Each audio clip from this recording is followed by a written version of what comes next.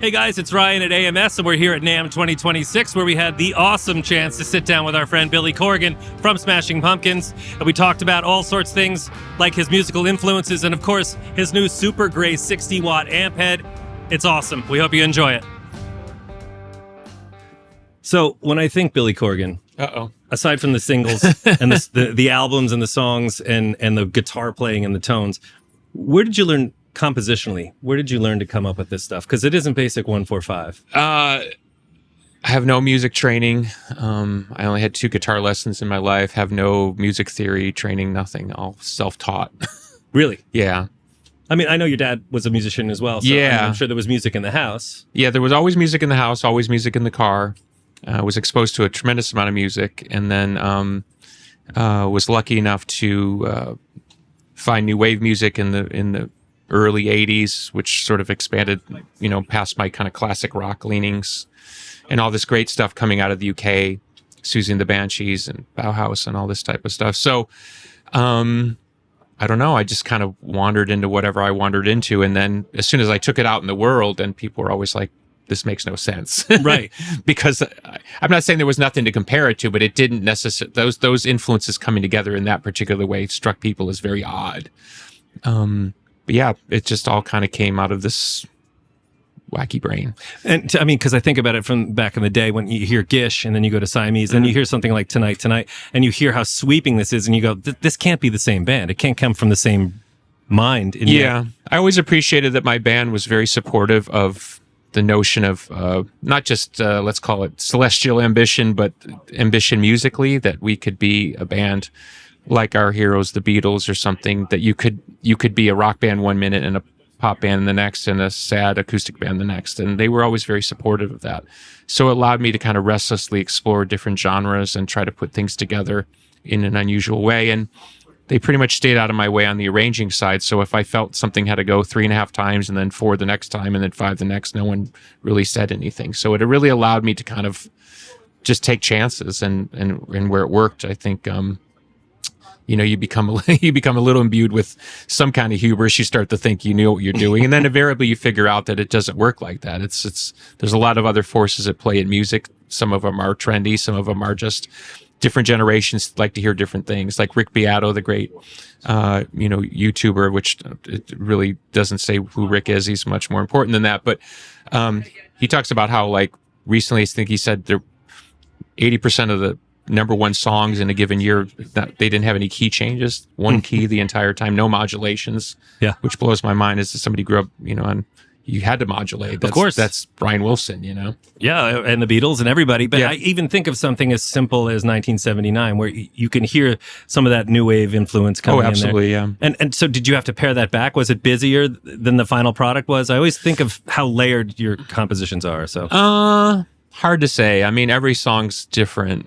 In that case, all we had was an acoustic demo that everyone seemed to say this song could be quite good, but we could never find the right version. And then it all came together kind of in one day. So that kind of benefits from being more sparse than most of our work, because we just didn't have time to work on it. Right.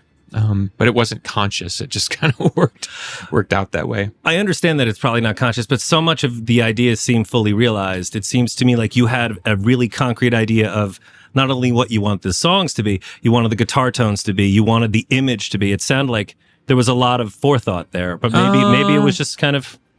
It's a bit intuitive guessing too, right? Because there have been records where I made those guesses and the public rejected my choices, and only to come back 20 years later and say, actually, they were good choices, and now we value them. So again, I think timeliness is also part of it. It's hard to say. The way I guess, to try to distill what you're asking into something simple, it's like, sometimes I'll say in the studio, what kind of movie are we making? Okay. Are we making a rom-com? Are we making a sad fuck movie? Like, what kind of movie are we making? And so some of the choices are imbued by the kind of movie that you think you're in. Mm-hmm. So, maybe it's more minor key versus major key, or if you're playing major key, you want to play a lot of 7ths and 9ths in your chords so that it doesn't feel too happy. Stuff like that. Sure. And what's more gratifying, something that's an instant smash, or something that kind of comes back and people go, we were wrong. That was really great. Well, I'll tell you, when you hit it right in the right moment, it's very gratifying. but there is something sort of sweet when people do find music later and say, I'm surprised by this, and I heard it at the time, and now that I listen, I realize that you were actually onto something. And I don't know. I just think it's at this point, I'm 58 years old. It sort of becomes the totality of the whole journey.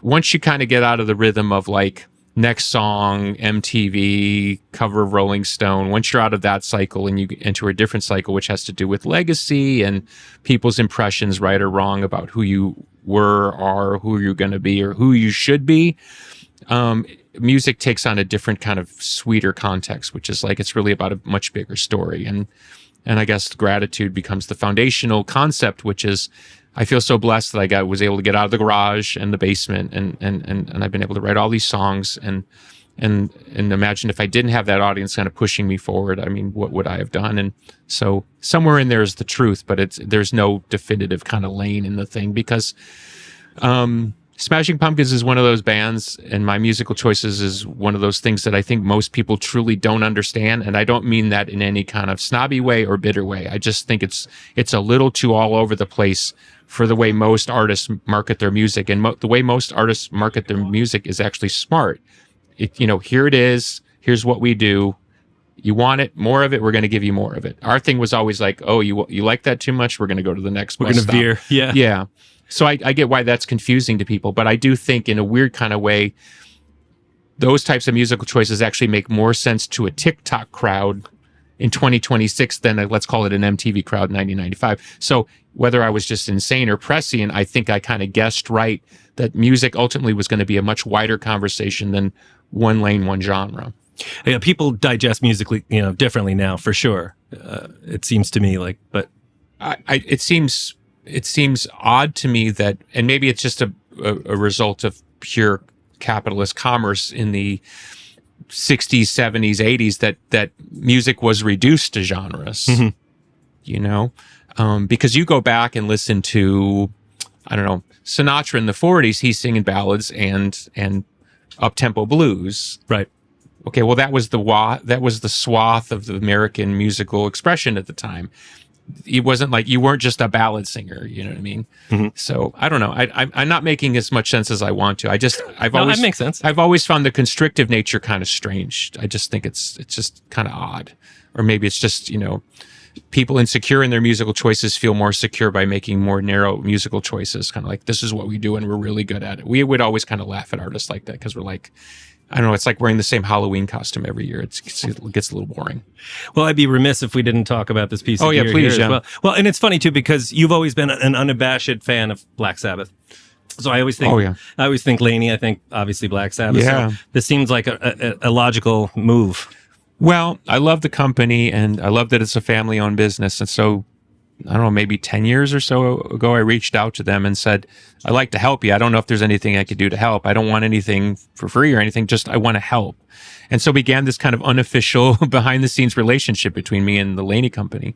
And this is kind of the result of that sort of decade-long kind of conversation where they've made something that's really, really, I think, progressive in that it's a 60-watt head, which blows my mind because the thing's weighs only about 6 or 7 pounds.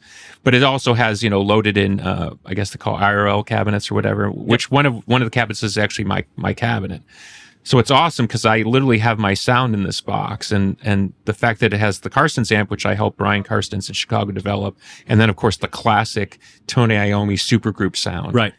You've got different eras, different approaches, and I think for especially for independent musicians, which is where I always start because that's where I started, the idea that you can have a lot of what you would need in a very compact, economical way and be useful in the studio, but also in a live gig. I think it's just fantastic. It's got to be. And to think that you could fly in somewhere and you could get through a show with something like that. Well, I talked to one gentleman before, and the first thing I thought when I tried this thing out was like, we spend so much money in Pumpkins World carrying around additional gear because we're always worried about stuff blowing up because we use actual amps.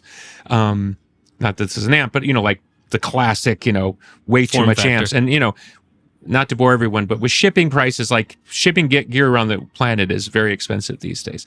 So the first thing I thought was like, wow, we can drop a lot of weight and this can become our sort of, no problem backup if you had to play some gigs with backup gear. So I think this is very attractive for us. Oh yeah, it's insane. It's a beautiful piece of gear.